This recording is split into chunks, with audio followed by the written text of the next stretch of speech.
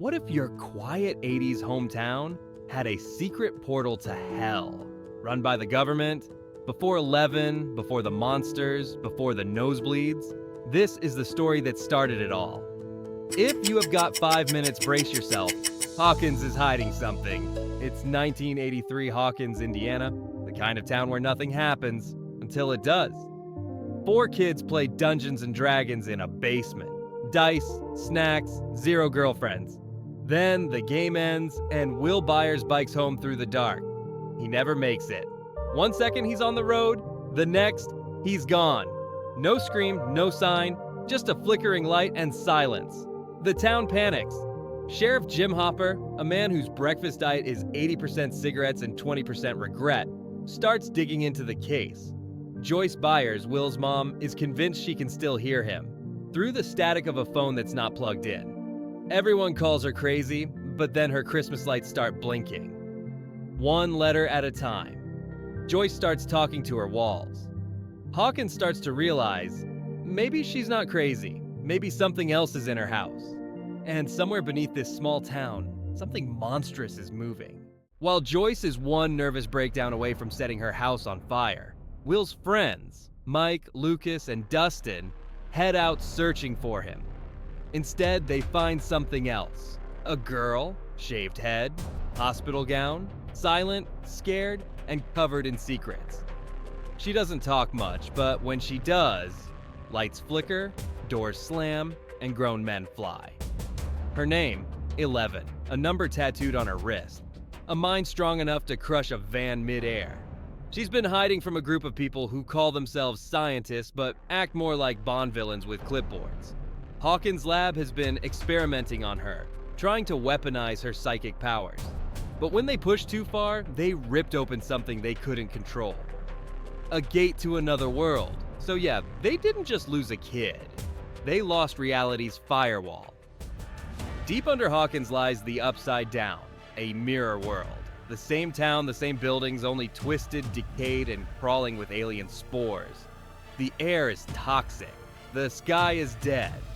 And somewhere in that nightmare, Will Byers is alive. Barely. The monster that took him, the Demogorgon, stalks the Upside Down like it owns the place. No eyes, all teeth, and 0 patience. Meanwhile, 11 begins to remember what really happened. She didn't just open the gate, she created it. Forced by the lab to connect with something in the dark, she touched the creature's mind.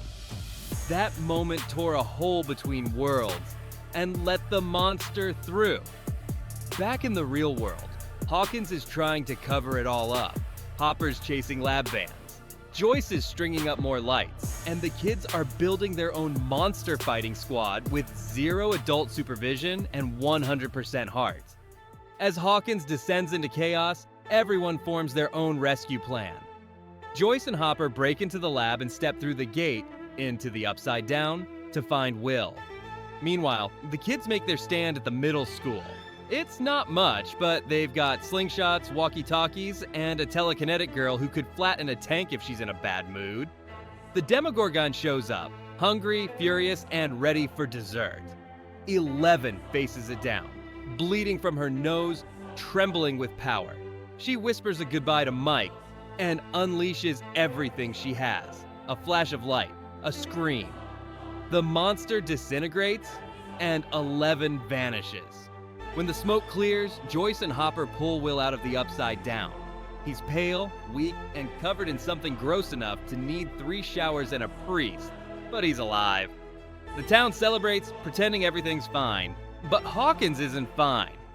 Hopper is seen getting into shady black cars, leaving food in the woods, like someone's still out there. Joyce can't sleep without the lights on. And Will, he's coughing up slugs into the sink and flashing back to the Upside Down like it's calling him back home. Hawkins might look normal again, but there's something rotten under the surface. The monster may be gone, but the gate's still open. The lab's still lying. And somewhere, 11's still alive, waiting in the dark. Because in Hawkins, nothing stays buried. Not monsters, not secrets, not even friends. So that's Stranger Things Season 1. A missing boy, a telekinetic kid, and a town built on secrets. Which moment shocked you the most? Joyce's flashing lights, Eleven's last stand, or Will's creepy comeback? Drop your thoughts in the comments. And stay tuned because Season 2 turns everything you just saw upside down.